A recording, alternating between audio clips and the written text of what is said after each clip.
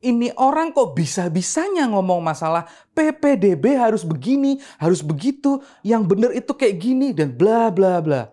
Waktu dia ngejabat jadi gubernur Jakarta, dia sampai diprotes sama para orang tua murid karena PPDB zaman dia hancur lebur. Dan dia malah ngumpet nggak mau nemuin para orang tua murid yang demo di depan Balai Kota Jakarta tahun 2020 kemarin.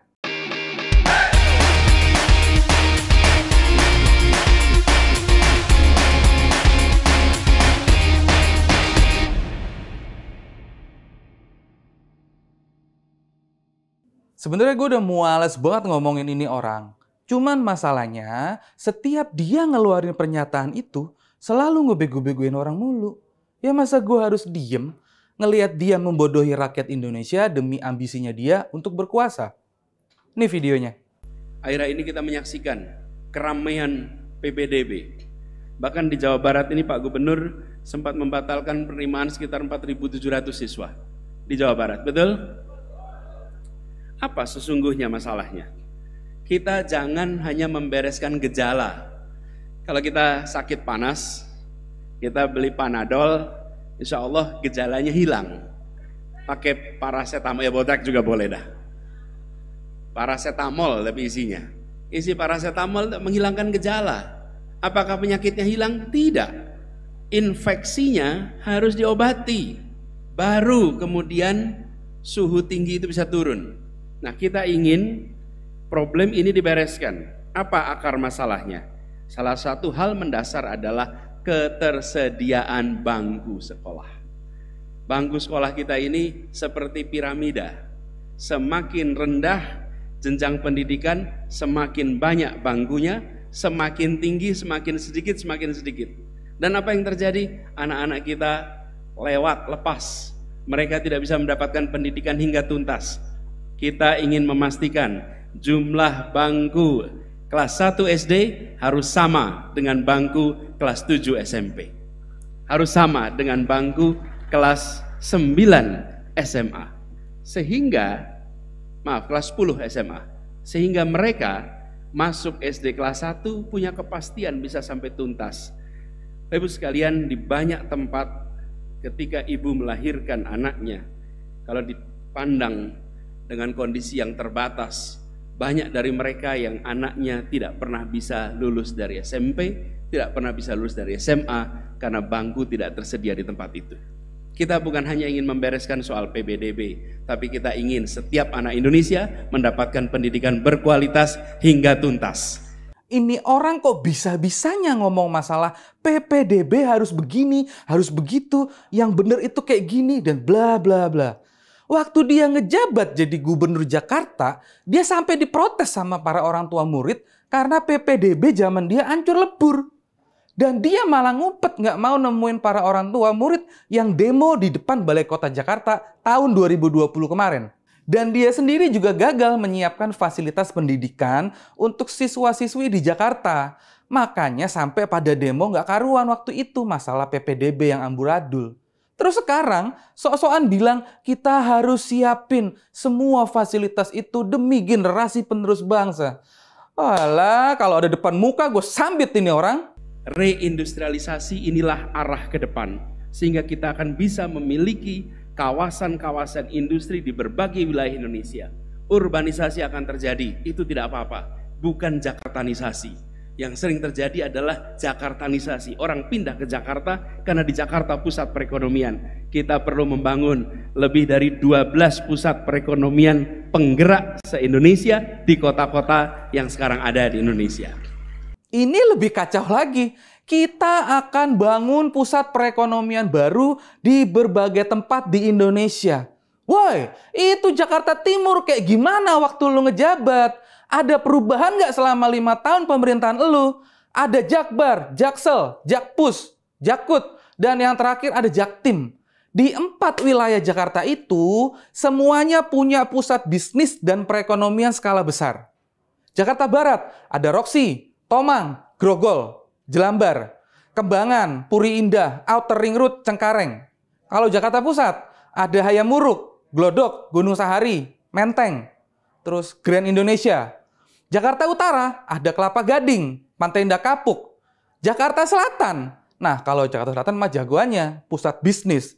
Ada SCBD Sudirman, Tamrin, Kemang, TBC Matupang, Pasar Minggu, Kuningan, Gatot Subroto, dan lain-lainnya.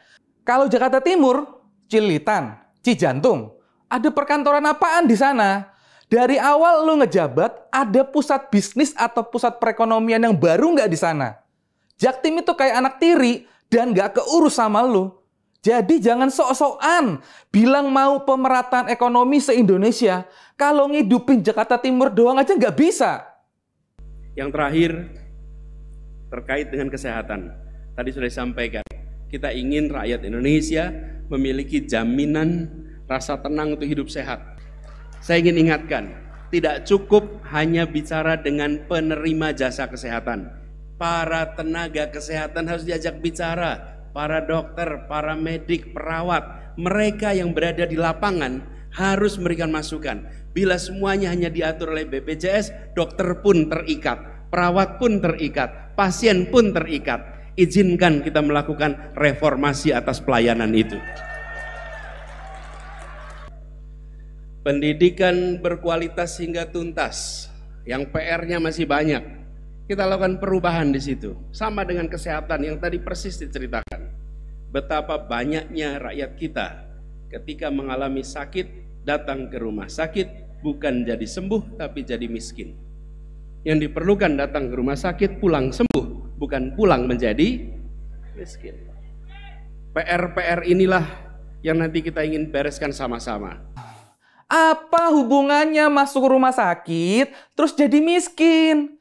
Kalau mainan judi online terus jadi miskin, itu baru masuk akal. Orang yang miskinnya original itu pasti karena banyak faktor. Kalau yang miskinnya dadakan, biasanya kalau nggak males ya rungkat. Karena si kakek Zeus nggak mau ngasih Max Win. Bener nggak? Orang miskin kalau sakit terus ke rumah sakit pasti pakai BPJS atau KIS. Nggak mungkin pakai duit sendiri dong. Lawang BPJS untuk rakyat miskinnya aja ditanggung pemerintah. Mau alasan apa lagi? Kalau ada rakyat miskin yang nggak punya BPJS, ya elu ajarin dong supaya mereka pada bikin. Itu kalau lu niat ngebantu rakyat. Kan cuma tinggal datang ke kantor BPJS di wilayahnya masing-masing.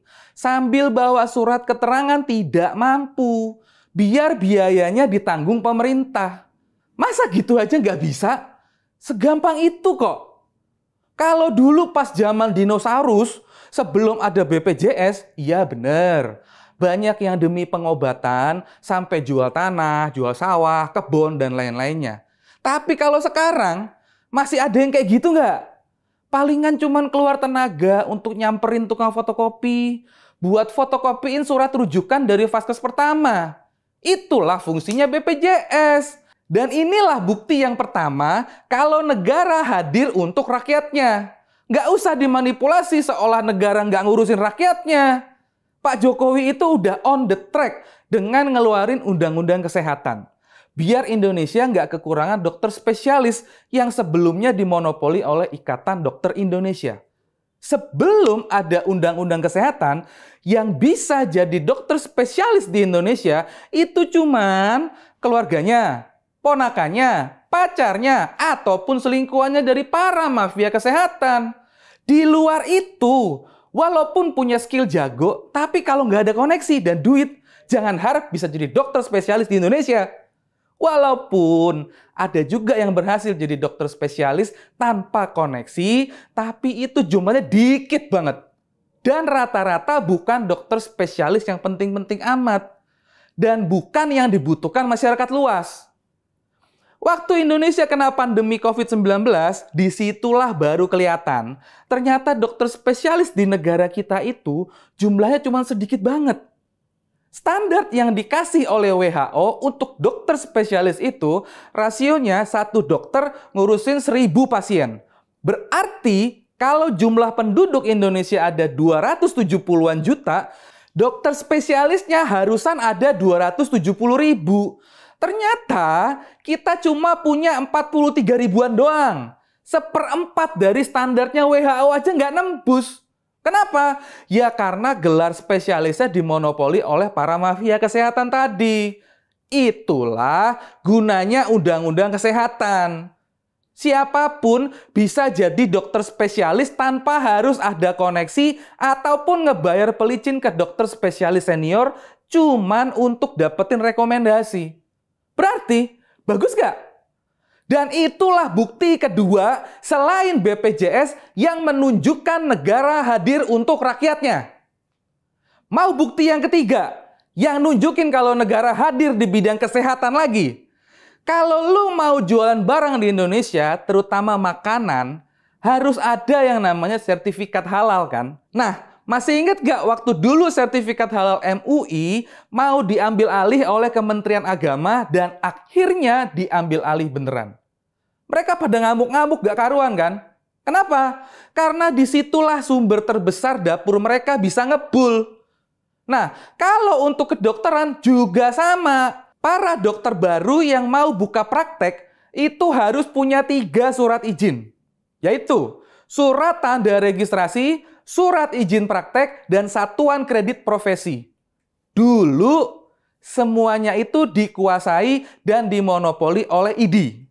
Sekarang diambil alih oleh pemerintah. Dulu kalau mau dapetin STR, SIP, dan SKP, itu harus dapetin rekomendasi dari ID cabang. Lanjut ke PBID, baru tembus ke KKI. Which is, itu butuh pelicin dengan angka dari jutaan sampai puluhan juta. Nah, dengan adanya undang-undang kesehatan ini, udah nggak ada cerita lagi harus pakai duit pelicin. Jadi, para dokter sekarang nggak perlu ribet ngejilatin ID lagi untuk bisa buka praktek sendiri. Gimana? Bagus nggak kehadiran negara untuk rakyatnya dalam bidang kesehatan? Nggak seperti yang difitnah sama Anies kan? Itulah alasan kenapa gue harus selalu mengcounter semua narasinya ini orang. Karena dia memanipulasi rakyat dengan bacotannya seolah Jokowi yang salah terus. Padahal yang seharusnya dibenerin itu otaknya dia dan para pendukungnya. Kenapa? Selama dia menjabat jadi gubernur Jakarta, nggak pernah sekalipun dia mikirin untuk menjaga kesehatan warga Jakarta. Sampai-sampai dia ditegur sama DPRD DKI Jakarta. Disuruh bangun 15 puskesmas baru di tingkat kelurahan, tapi nggak ada yang dikerjain satupun. Dia cuma sibuk ngerubah nama rumah sakit jadi rumah sehat doang.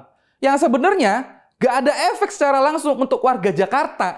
Anies ini kalau udah berani ngebacot banyak masalah di bidang kesehatan, seharusnya dia bisa ngebuktiin udah pernah ngejalanin dan ngeberesin permasalahan pelayanan kesehatan selama menjabat sebagai gubernur Jakarta. Logikanya kan gitu. Terus, apa yang udah dikerjain dalam bidang kesehatan selama menjabat sebagai gubernur Jakarta? No, lihat di Kepulauan Seribu. Itu masih wilayah Jakarta kan? Lihat vaskes di rumah sakit sana, masih tipe D. Jadi kalau pas ada keadaan gawat darurat, harus nyebrang dulu untuk dapetin tindakan. Padahal duit Jakarta itu banyak banget. Hal sepele kayak gitu aja nggak bisa dikerjain selama 5 tahun menjabat. Terus sok-sokan ngomongin level nasional. Itulah akibatnya kalau botol kecap dikasih nyawa. Orang mau mati dibilang lagi latihan pindah alam. Kan bangsat namanya itu. Apa lo?